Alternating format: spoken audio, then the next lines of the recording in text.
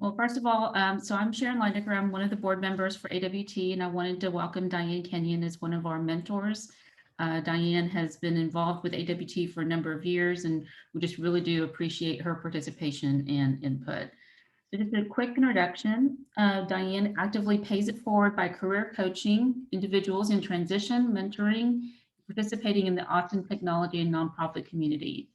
Diane is a managing director and project services at Charles Schwab, where she also serves as a strengths coach, chair of the Public Affairs Committee, and sponsors several nonprofit relationships and volunteer events for Schwab. She is active with Austin Women in Technology, Initech, Society of Information Management, and Austin Technology Council. She holds a bachelor of science degree in computer technology from Purdue University and an MBA from Kennesaw State University. Take it away, Diane. Thank you, Sharon. Well, Melissa and Cindy, I'm glad you've joined us today. This is, I feel pretty passionate about this topic. As you read the news and hear the stats, we hear a lot about women making the hard decision as to whether they stay in the workforce or not. So my full disclaimer at the beginning here is I'm biased. I work in tech and I work in the tech community, and I want more women in tech. So that doesn't mean that your individual situation or the people you know are people that should stay in the workforce if they have other options available to them. So when I think about whether we stay in the workforce or not, a lot of things have changed in the pandemic. We've lost childcare, we've lost elder care, we've lost a lot of things that were just normal life things. And I started to say this was about work-life balance. And this is my work-life balance slide. It's not balance, guys. It's tug of war. It's we as individuals and a lot of working mothers are playing tug of war. Am I schooling my child today? Am I providing daycare today, or am I working today? And how am I doing both? And it's a constant struggle. When I thought about that mother, I found this picture. And it really displays kind of what I envision their life is. They're holding their baby, they're cooking, they're cleaning, the laptop and the clipboard are in the other hand, and they're just trying to do it all. And women weren't built to do it all. We were built to do an honest day's work, but not 2 or 3 days work every day. And because of the pandemic and because of the stress that's created for so many women, I wanted to share some of the data. But the number is going up, and I intentionally marked over this one and made it higher because they're saying 2.3 million women have decided to leave the workforce. That number's dated. It's gone up since I probably corrected it. But over 2.3 million women have intentionally chosen to leave the workforce and will not be back since the pandemic started. In addition to that, 1.8 million men have made a decision to leave the workforce. We don't have the data as to whether those are men that retired or whether they are single parents themselves, whether they're stay-at-home dads. We don't know their stats as to why. As the same with the women, we don't know their stats. But in January of this year, when we hit the 2.3 million mark, that was a record low since 1988 of only 57% of the women participating in the workforce. So, it takes a lot of the potential candidates that I want to hire out of the workforce. It takes a lot of our talent out of the workforce, and we need to address it. And so I kind of organized and structured this session around this topic because, I want women to have the support they need in order to make the decisions they need to make. whether it's staying in the workforce or not. They're the women that are juggling all of this, and they need some support so that they make sure that they have a good outcome. Other stats, 6.3 million people their work is affected because they're providing childcare. 2.1 million people are taking care of elderly and have had to temporarily leave the workforce. And 22% of all people are working reduced hours. They may be employees that are still charging full time, but they're not able to work full time because of their situation at home. Not only do we work at home these days, we also, in some aspects, live at work. It's all one place. The last stat that I want to share is around women is 1 in 4 women are considering downshifting their career or leaving the workforce. So of the women that are still working, 1 in 4, if you look at, there's 4 of us in this room right now, 1 of us is considering leaving the workforce or downshifting their career because of the pandemic. And that's definitely going to impact the talent available to corporations, and it's going to impact all the work that we've done and we as women have gained in the workforce. The reason is, there's decisions, and the decisions are really hard. This is my one slide. I got the color wrong, so hopefully you can see it. A decision, are you going to work or you're not going to work? The decision if you're going to have income or you're not going to have income. The decision if you're going to provide care or if you're going to pay for care. And then if you're going to pay for care, can you find it? And then the last one is, are you solo or do you have help? And I started to say single parent. I started to say a lot of things there, but are you by yourself? Or do you feel like you're by yourself juggling your family as the only adult in the household? Or do you have help? And those factors often impact whether you have to work or don't have to work as well. So as we think about women in this situation, or if you yourself are, you need to know, A, that you're not alone. There's a lot of other people in the same situation, and there's women that support women all over this town that will help and support you. The second thing you have to do is kind of take a step back and assess and define what you need or what you want. And we'll talk through some of those steps. And then the third thing is to be able to ask for what you want. And if your current situation doesn't provide that, search for what you need. And so with those 4 steps in mind, I kind of want to walk through some of the questions you have to answer as you think about whether you stay in the workforce or not. What is your short-term opportunities or situation? Are you going to make a short-term decision? Are you making a long-term decision? Is there something that you can have a temporary daycare situation or a more permanent daycare situation? So think about, is this, if whatever your problem is or opportunity you're trying to solve, are you looking to do something short-term? Or are you looking for something long-term? And even when we think it's long-term, we thought daycare was long-term, and then the pandemic closed them all down, right? So, but as we make our own decisions, if I'm going to step out of the workforce or you're going to step out of the workforce, is that a long-term decision, or is that for 6 months and then we're going to reassess?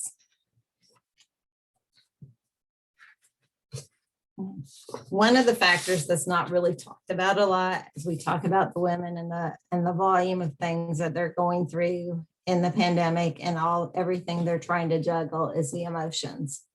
And I want to share a story from when my son was young. My husband and I were both working, and our son was young, and we were both working out of town from where we lived, and he was in daycare where we lived, and we realized that it wasn't working, that our son needed somebody to be there. We needed better consistency for pickup and drop off at daycare. And so we had to sit down and look at what those decisions were and what those options were. And I was making more salary than my husband was at the time. And so I got to keep my job, and he got to stay home. I wouldn't say he was a stay-at-home dad. He started his own business, which required money as well. But from an income standpoint, I was a primary breadwinner. And the emotions of that and the stress of that and the responsibility I felt on my shoulders from that was tremendous. And so there were a lot of emotions I dealt with. And then later, when I got laid off, the emotions and the struggle of finding a job were on my shoulders. So, I know that women that are juggling everything right now need support, and they have a lot of emotions around it, and they should, and you should expect that to be natural. As you live in the situation day in, day out, like you probably have for most of the pandemic so far, it kind of becomes a routine, but maybe not the routine that you want. And it's important to kind of step back and look at your options. What options do you have? What options are available to you? And I think, that's where chatting with somebody, getting with some family members, some peers, others in similar situations, and really exploring options is important. I think there's one big option that I want to highlight because it's not talked about very much. And that is, if you are currently working, what options are available through your current employer?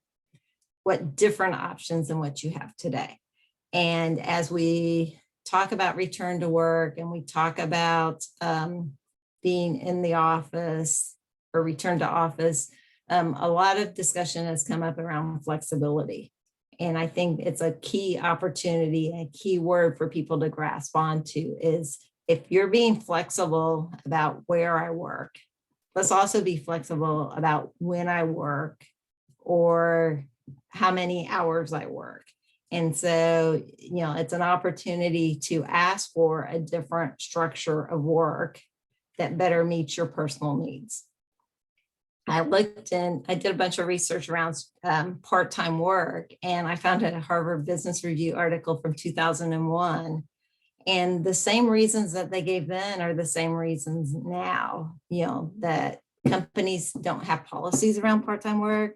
They don't make it an open door, or really an option for anybody to work part-time.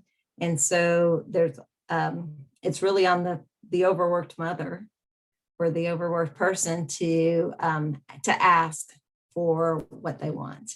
And you've kind of got to look at your options and make some decisions for you. And then based on your decisions, share those with with your boss or somebody at work and ask for what you need.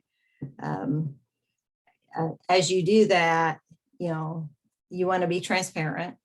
You want to say, I'm looking at some options. We've sat down, I've got some decisions made. I think I can find daycare. I think I can do this.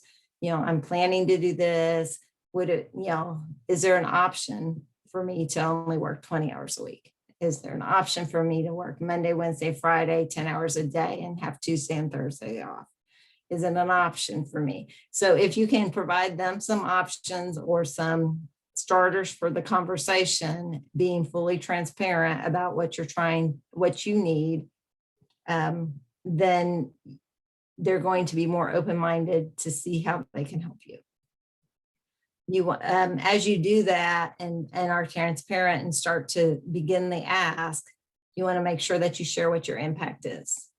I will continue to meet my recruiting quotas, or, my quotas are, whatever, 40 calls a week. And if I go part-time, at 20 hours a week, I can do half that, and make sure they know what impact or contribution you're going to make. You generally want to establish routines. You don't want flexibility that they don't know when you're working or what you're doing or when they can reach you. If you need to work from 5 p.m. to 9 p.m. every night, and that's a schedule that works for you and works for them, then make that a routine and stay on that routine. You want to find champions and coworkers that will support you. And as a woman, I feel like we've always done this in the workplace. As a woman in tech, I feel we've always done this in the workplace. And so you want to find people that have your back, that will know that you're carrying your weight, that will speak up for you when you're not in the room because you're not working at that hour.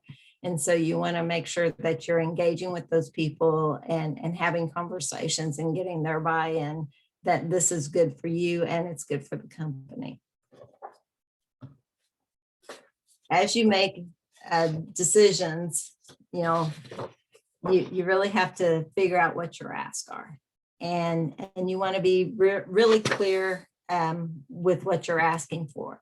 I always say you can ask for anything. I can't read your mind, but you can ask me anything and you can ask for anything.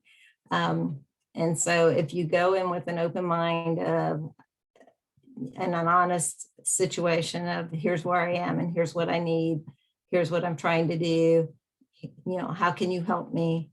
Most people are willing to have that conversation. Will major corporations change their policy for one person? Maybe. Will one boss make an exception for one or two people? Absolutely, as long as they feel like they have that ability.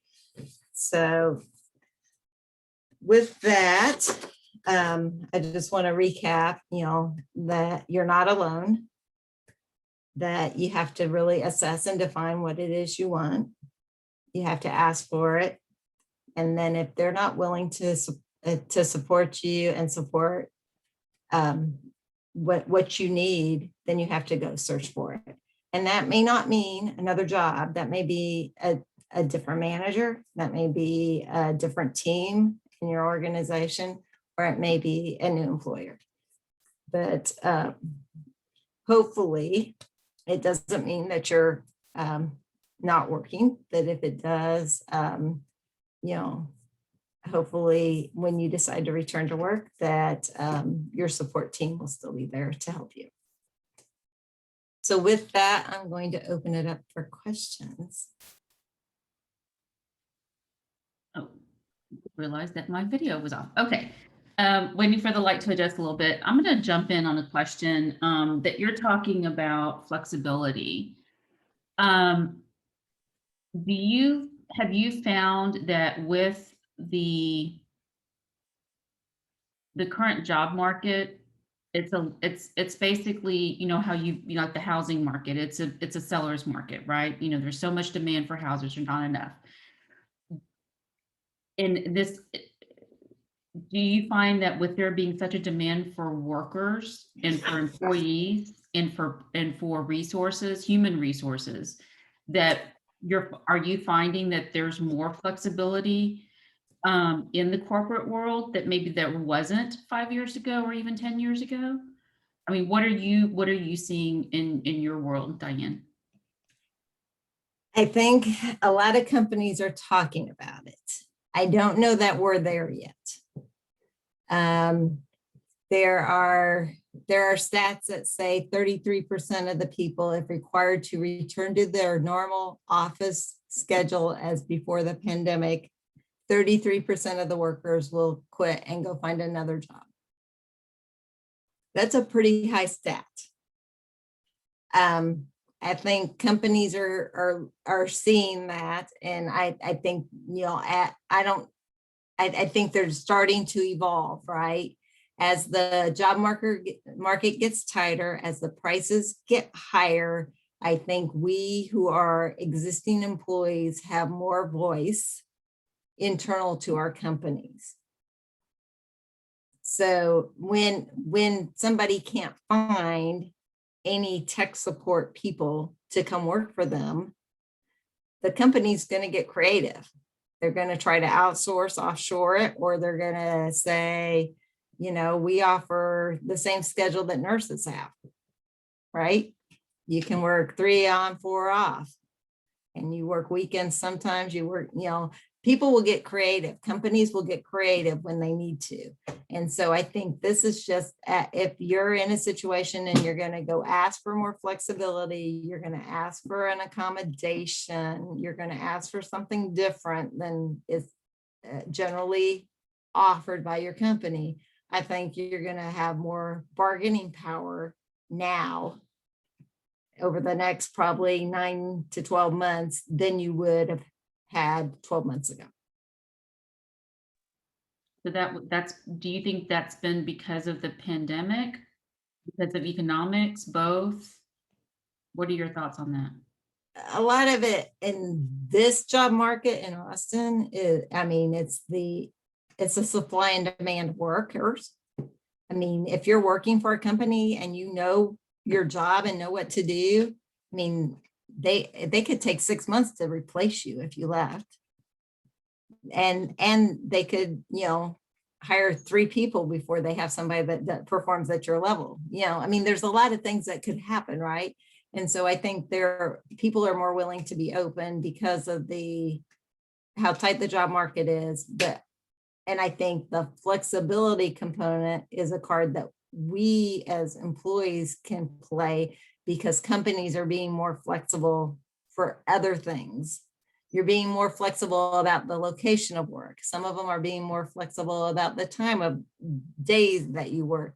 Some companies are, you know, so as they're adding flexibility, let's add flexibility that meets the demands and the needs of the person that can't work full time, or that is homeschooling or it's schooling their child because school's closed, or, you know, that has other demands. Well, those are the 2 biggies that I had. I definitely want to make sure that Melissa and Cindy have some time to spend with you, Diane. So Melissa, Cindy, if you want to unmute yourself and ask questions, feel free.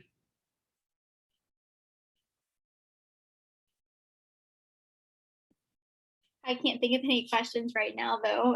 But thank you for giving that whole thing as well. Yes. Oh, sorry.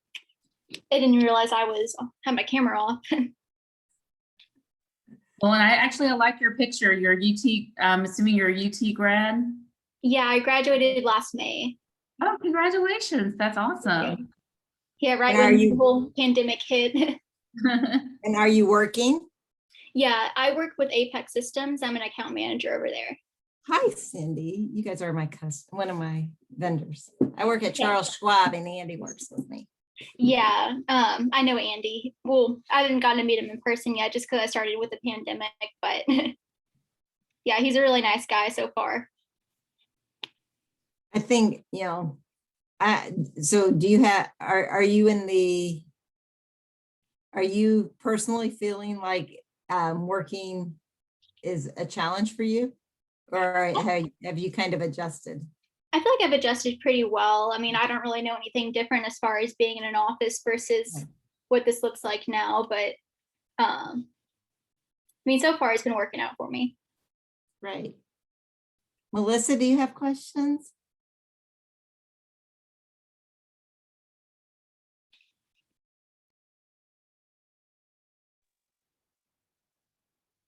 Melissa, you're muted. I don't know if you had unmuted yourself or not, but feel free to unmute and ask questions. And if not, that's fine. Because I've go ahead, Diane, sorry. I personally, I can't help but picture her as this person right here. And that's what she's doing. She's got her laptop, and she's got her baby, and she's got her dinner, and she can't unmute her computer. Well, I just really appreciate you, Diane, so much. You've really given me, personally, you've given me some really great advice that I've taken and been able to really, I'm not so much because you know where I work, and there's not, it's what they do for one, they have to do for all. So it's not as flexible as it is in the corporate world, but I think I've been able, with the pandemic, been able to kind of steer my own boat, so to speak, a little bit more. And I actually hired someone, I have a staff member now, so we're a team. Hey, Yay! So I'm very excited about that. So that actually just happened about a month ago. Um, but yeah, I really do feel like even in the government world, just for full disclosure, I work for the city of Austin. I actually work for Austin Water. And even in our area, I'm fortunate enough to work for ITS. So I'm not at the plant. Because obviously if you're a plant operator or a pipeline person or treatment person, you don't really have that flexibility. But in IT, we still have to support those folks. And so we had to find some creative ways of staying safe and being able to support our employees. And so I do think the city has done a really good job on that. I know that, there's a big push for us to be back in the office, at least in some departments. But I do feel like that this has really given folks an opportunity to see how much work can be done remotely. And I think that from a, people in cubicles, I think we can reduce that cubicle footprint and maybe save some money for the city and for the citizens as far as, cubicle space and office space and things like that, buildings that maybe we were, leasing space from, and we may not be able to be 100% less footprint, but maybe 75%, or 25% less, So I think the flexibility definitely has been there. From an IT security standpoint, it's been more of a challenge. We oh, have security is a big challenge for all of us as we start doing yeah. things at home. I mean, we've been successful in trying to move our workforce to a more mobile workforce. That's been an initiative for us for several years. So this pandemic kind of got us in, maybe I think compressed our timeline on that. But yeah, I just wanted to just kind of ask you those questions on what it's been like in the corporate world, because I will tell you that we've had staffing problems on our side. And as a government employee, it's great from a benefit standpoint, but it's really, we may not be as flexible as a Schwab, for example. So I know that there's, this competition for people. And so I'm just kind of curious on how Schwab is meeting that. So right now, we probably have about 25 people on campus on a regular basis that are employees, plus our security team and some of our workers for cleaning and service workers. But we're going to do a voluntary return to office in July. Okay. And they're going to let up to 33% of the people volunteer per office floor. So as the people volunteer, then they're going to look at seating, so we make sure we have social distancing. And I say this all came out the same day as the CDC guidelines changed, so it may change. And then when you sign up to volunteer, you can sign up to be 3, 4, or 5 days in the office, and that's kind of our pilot phase. As teams and floors are confirmed for seating assignments, then they'll get a start date in July where they can start going back into the office. And we're going to collect some data and see how things go in July, August. And then we have a plan to increase the number of people in the offices in October, but we don't know what that looks like yet. We told everyone we would give them 60 days before they had to be back in the office. After some of our first information came out, it kind of said that we would have 3 tiers of employees: those that were full-time telecommuters, those that were in the office on average 3 days a week, and then those that got like 3 flex days a month to not be in the office. And when they said there were tiers and it was going to be defined by role, a lot of people said, that's not flexible enough. And so they're listening to that feedback and they're looking at flexible options. I don't know how many people are talking about part-time work. I do know there's a couple of resources, and I put them in the chat, but the links didn't all come through right. There's a group called the Care Economy Business Council. Time's Up is a group that established it, and there's a lot of companies joining up. But their goal is to get women working again, and they have kind of a two-pronged approach. One is a government approach for lawmakers to provide better support for parents that or people that need childcare or elder care. And the other one is to help business leaders improve their policies around women that need different things in the workforce, or parents that need different things in the workforce, most likely. So it'll be interesting. I think there's a lot of movement around this initiative and this effort, and there's a lot of strong working women in high enough positions. I think that they'll be loud enough to keep the noise going until we get, women back in the workplace. And I mean, the women that want to be in the workplace, right? But if we're gonna, if women in tech are gonna stand our ground against men, we've got to provide the support that's necessary. Well, what's funny is that when you were talking about part-time work, I always think about one of my favorite movies growing up was 9 to 5. I loved that movie. I loved that whole kind of three different women having three different experiences in the workforce. And one of the things that really kind of struck me was, the working moms and being able to do, I think they called it job share at that time, right? This was back in was it 70s or 80s? I think it was 80s. And I was like, oh wow, that's kind of a cool idea, to be able to do something like that. I love that movie, just saying. I'm a huge Dolly Parton fan. So, just love that movie. But yeah, so I think we're coming up on about we've got another 5 minutes. Melissa, did you have anything you wanted to talk about, or Cindy? And I did capture that chat information, Diane. I'll make sure that that gets included with the recording as well. Yeah, there's a project called the Mom Project. I found that, and there's a new thing called Hey Mama, and it helps women capture their skills and portray them for motherhood, portray those skills on their resume. So, oh wow, that's great, awesome.